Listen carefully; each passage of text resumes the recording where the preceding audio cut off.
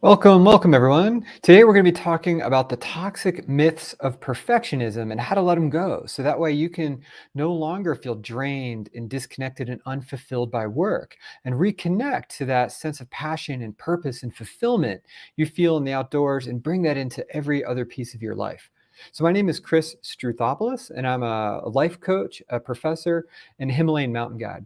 And so let's dig into perfectionism. So there's this myth of I've spent years as a perfectionist myself. I mean, tell yourself that hey, one of the reasons I'm so successful is because I'm so attentive to detail, and if I let go of my perfectionism, I'm going to be less successful in the future. So that's what we tell ourselves. But the reality, here's where it gets interesting, gentlemen, is that what researchers have discovered is that given similar levels of talent, skill, and intellect, perfectionists actually perform less successfully than non-perfectionists. That's what the research shows. Here's another myth, right? Perfectionists, we get things done and we do them right. I told myself that for years, right? Research has discovered perfectionists often have problems with procrastination, missed deadlines, and low productivity. And I've found this all the time in my work as a professor. When students would come in with a late paper or late project, they're in one of two camps. Either they were a slacker or they were a perfectionist every time. Slackers and perfectionists. They're the ones always procrastinating, always like, oh, I just got to get a little bit more done. And then we delay and we delay and we don't get it done, right? Third myth, perfectionists are determined to overcome obstacles at all costs. As we tell ourselves, that's, allows me to be so successful. Reality, what research has discovered, perfectionists have a higher incidence of depression, writer's block, social anxiety, and other barriers to success. It's not about perfectionism doesn't help us overcome these obstacles. What often the counterintuitive truth is that perfectionism is the obstacle.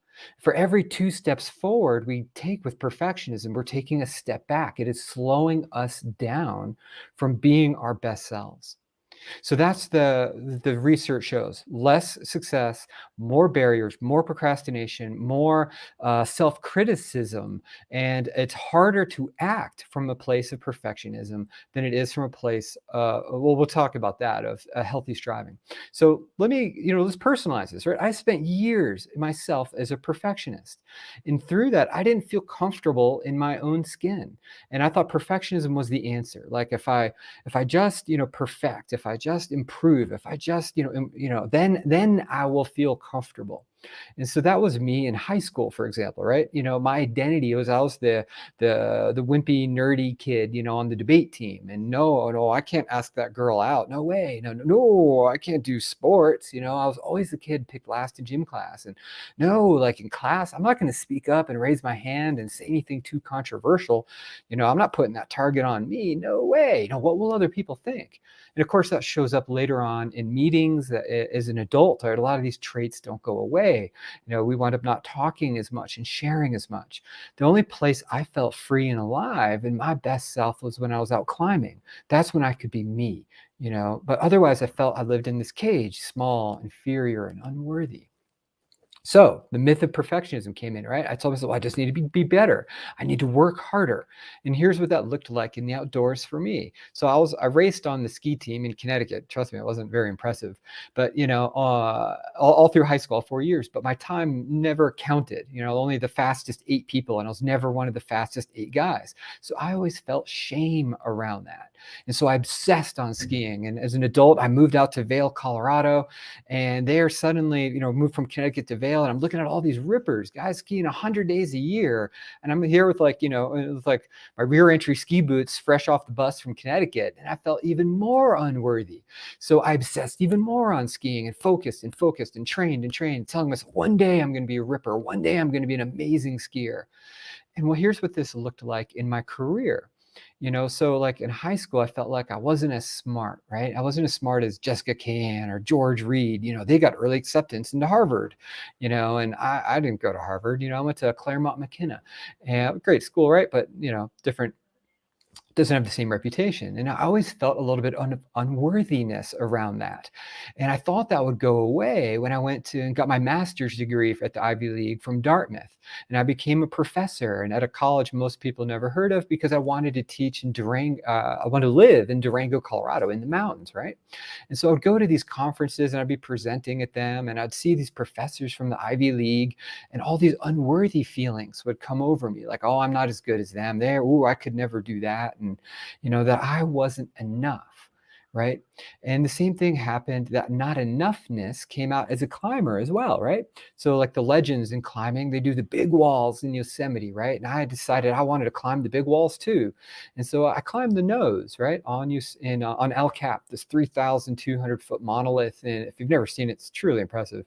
And it took me 3 days, and we slept on the wall, and we're pushing till dark, and literally, like, with your feet hanging off with like a 2,000-foot drop off of your feet on these tiny little ledges. My two buddies and I all crammed in together, and it felt amazing, right, to finally live this dream and climb El Cap. But then comparison shows up, that thief of joy, right? And I'd talk to my buddy Steve, and he climbed El Cap in a day. He did the nose, it's 1 day push, like 21 hours, and it took me 3 days, right? And it allowed me to diminish a little bit of my glory of my achievement. Oh, I'm not as good a climber as Steve, right? And so that's what happens is, sure, I accomplished a lot, but I never felt like enough. On the inside, there's an insatiable voice telling me more. What's next? Bigger, harder, faster, right? That's perfectionism, right? I just got to be more, be more. And then I had a big wake-up call, and that occurred to me backcountry skiing. So as I mentioned, I felt shame in high school because I was on this podunk ski team in Connecticut. My time never counted, and I literally got a varsity letter from my coach, and for just showing up. He's like, "Well, Chris, you showed up 4 years. Here's your varsity letter." I never even put it on, right? Because I didn't feel myself as an athlete. But yeah, I moved out to Vail. I progressed in the sport. I wound up writing for skiing and other in the ski industry, and I ski patrolled in Colorado for 2 different mountains. I ski guided. I pioneered first descents up in Alaska, and my goal was always progression, more and more, right? And I achieved this high level of skiing. And for me, progression in skiing meant skiing the biggest lines in the deepest powder and managing that risk of avalanche through knowledge, experience, and good judgment. But there's a problem with that, of bigger, harder, faster, of tying your self-worth to progression in that way. Because in the mountains, bigger, harder, and faster can often be a terminal game. You look at Alex Honnold, right, who soloed El Cap, right? If he keeps playing the game the way he's playing it right now, that's a terminal game. He's going to die, just like Uli Steck, John Backer, and Dan Osmond, all the other great soloists that he's following in the footsteps of. Very few of these guys live, retire at the old age home. They wind up splattered on the ground. And so for me, my wake-up call occurred, as I said, backcountry skiing. And I'd progress, and I'd put up these first descents in Alaska. And I thought, I'm an avalanche expert, and I'm literally paid to throw bombs and set off avalanches. And I thought, I got this figured out. I'm at the top of my game, right? But it still was never enough. And then one day, I took a ride. I got caught. Massive avalanche. I'm swept through trees, over cliffs, like a 30-foot cliff, right? And the powder blast at the bottom literally was 20 to 30 feet high on the trees. I have photos. I should have actually pulled those up. And honestly, I should be dead, right? And I was like, well, why am I? And I'm lucky. Like, I was totally unscathed. A total wild story. But I honestly, I should be, it was a huge wake-up call, right? And I was like, well, why did I keep pushing? And I realized that here I was still that kid on that, Wilton High School ski bus, not feeling like enough. I was still feeling less than. And what I did was I tied my self-worth and my identity and my motivation were all wrapped up into this idea of progression, of more, of better, perfecting, becoming that amazing skier. What's next, right? So it was like, set a goal, knock it down, feel good for a minute. But then as a perfectionist, it's always not enough. What's next, right? Then chase a bigger goal, set that goal, even bigger goal, right? Knock that down, feel good for a minute. And then what's next? So, rinse and repeat, set goals. And then, but that feeling of like that satisfaction, that joy, fulfillment never really lasted. And how I felt today was directly connected to what I climbed, what I skied, what I achieved on just the most recent days, because all that mattered was what happened recently. And I was using this high of progression, that little the little hit of like dopamine and adrenaline and all that stuff of satisfaction, that to escape the negative emotions in my life. I was using perfection as to escape. But never once did I accept the premise, I'm good enough right now. Enjoy today, right? What's awesome about right now? That wasn't my mode. And this set me up for a roller coaster ride of self-worth, right? When I was achieving, when I was, firing, when I was getting recognition, when I was setting off out, when I was, pioneering ski descents in Alaska, then I felt great. But the minute I finish, the what next voice comes in, and then I don't feel so good, and I got to set another goal, and it's up. Of course, it has to be bigger than the last, right? And that there was this unconscious belief that once I am better, then I'll feel awesome. Once I'm accomplished, then I'll feel enough. But the problem is the goalpost kept on getting pushed back. Like, what is accomplished, right? This if then kind of logic. If I get that promotion, that's what it looks like for a lot of guys. Like, if I get that promotion, then I'll feel successful. If I go to Dartmouth, then I'll feel successful. But the problem is that, once that thing happens, all those negative emotions, they only go away temporarily. They come back. And they keep coming back. And then that gets us looped. And perfection just becomes this exhausting hamster wheel where we're just spinning it. And we got to spin it faster and faster and faster and faster to keep moving forward, to keep feeling okay. And so I had it all backwards. Instead of thinking once I accomplish more, then I'll be enough, then I'll be fulfilled, then I'll be complete. Let's flip the script, right? Instead, I shifted to a place, and this was absolutely life-changing for me, that I'm enough, I am worthy, I'm complete right now. And sure, there's more. I'll be more awesome, more complete, more fulfilled in the future. It's not like I'm just going to put up my feet and be done. But from this place of enoughness, that's where I'm going to take action from. I'm not going to take action from the place of incompleteness, I'm not going to tie my identity, my self-worth to this external events, to the promotion, to the climb, to the, what's happening outside of me. And counterintuitively, in making that flip, I actually enjoy skiing more. I enjoy biking, climbing more when I'm not comparing myself to others, when I'm not having to set and beat my previous best just to feel good. Any day I go out is amazing. I'm just lucky to be alive. Like, I'm lucky to be in the mountains. I'm lucky, just to be doing the work I do. I don't need to progress anymore to feel good about what I do today. It doesn't need to be better than yesterday. I don't need to impress anyone, let alone try to hustle and impress myself. And counterintuitively, here I am at age 44 with a kid, right? I'm skiing. I'm a better skier than I've ever been. And when I focus on climbing, 2 years ago, I got super back into sport climbing. I was climbing the hardest sport climbs I ever did at age 42, and most importantly, if I'm not able to perform, I'm not bummed. If I get injured, it's like no big deal, right? Injuries were devastating before. And those negative emotions were devastating before. But now that stuff doesn't faze me. And more importantly, I'm more satisfied with my career than I've ever been, my family than I've ever been, more satisfied with myself than I've ever been. And so what this difference, that flipping of the script, researchers like Brene Brown call that healthy striving. So let's dig into that a little bit. What I mean by healthy striving. So perfectionism, you see this on the left there, is that external focus. Brene Brown calls perfectionism a hustle, because we're trying to prove to other people. It's about recognition from others. That's what research shows is at the root of perfectionism. I want to be perceived of as great. So it's externally driven. And it's driven by shame, and it's driven by not enoughness, that critical inner voice telling me I'm not good enough, smart enough, fast enough. We get, and how do you know if you're being perfectionist? If you're defensive about a mistake, or criticism. And I'm not perfect enough, like that. If that ruffles your feathers, odds are you're being a perfectionist in that moment. If somebody gives you constructive feedback, right? And then we get to that moving goalpost I talked about, that kind of what do others think, and that if then, right? Once I accomplish X, Y, Z, then I can feel successful. But of course, we keep pushing that back.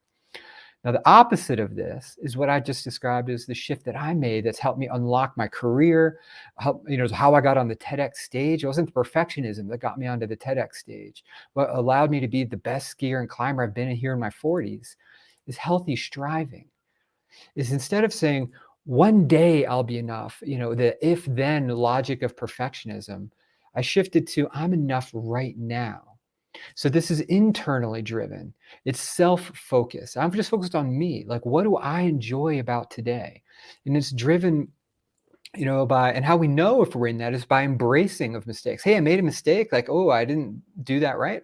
Sweet. What can I do? What can I improve? Like, from a place of excitement rather than not enoughness or shame. And so it's that kind of the fixed versus growth mindset, if you're familiar with that. And the key questions, the barometers of this are the questions you ask yourself instead of what will other people think, that perception piece of external. It's internally focused. Does I want to be better at this? How can I be better? That's healthy striving. And then not attaching my self-worth to the outcome. So it's like I enjoy now skiing, climbing, biking, my career showing up right, regardless of how well I perform, because I feel enough right now. And so even if the day doesn't go the way I felt, it's still a great day. I'm lucky to be doing it. And that allows me to feel and avoid those burnout feelings that perfectionism drives. Because it's like if your self-worth is created by movement, you're like a shark, right? You can only breathe when you're swimming. Right. And that is inherently exhausting. You can never rest. You can never, it has to be more, bigger, faster. Right. So letting go of that. So why is this important? Well, here's, one of my favorite quotes from Brene is this, is that you can never do anything truly brave if you're wearing the straitjacket of what will other people think. Because perfectionism, again, is a hustle. It's about trying to put up a front, an image of being better to others and being accepted by others. And when we let go of that, that's when we can truly act from a place of courage. That's what allowed me to get on the TEDx stage. If I was a perfectionist, right, I wouldn't have been able to do that. I would have been paralyzed with, well, what ifs, and what if I don't say it right? What if I make a mistake? What if I'm not perfect on the one shot, one take recording of that a TEDx talk is, right? I would have freaked out, right? And so taking your power back. Think about the great things that you really want to achieve. How great would it feel if you no longer showed up to work burned out? If you no longer were like that shark that can only breathe when it's moving forward? If you were released from that cycle of having to set bigger and bigger goals just to feel okay. And so this is the shift not only have I made in myself, it's the one I love helping other people make. And that's what the work I do now is a life coach, right? Like I look at David, one of the guys I'm working with right now, and he was tied up with the hustle of perfectionism, and it prevented him from being a really present father. And instead, now he's let go of that perfectionism. He accepts himself for who he really is, and and not worried about what do other people think about me. I need to be the cool father, right? I'm just being me. And he gets now on the floor and plays with the kids and doesn't care about what the other parents think about him. He's not trying to impress the other parents like at a picnic, for example. He's just going to be the goofy parent. He's on the slip and slide and doesn't care. And that allows him to be more connected. I think about my James, another gentleman I'm working with. He's a university athletic coach, highly successful D1 team, super perfectionist. He had this online coaching certification he'd been working on for 3 years, couldn't launch it. Oh, it's not ready yet. It's not ready yet. Not ready yet. 3 years. 10 weeks later, at the end of our time working together, not only did he launch the program, it was so successful, he had to create a wait list. It over-enrolled. It was successful beyond his, wildest imagination. It was his most lucrative week of his entire life financially. That was absolutely transformative for him and his family, his 2 kids, because he finally let go of that perfectionism and allowed himself to just put out his creation to the world. Another gentleman I'm working with, Dan, right?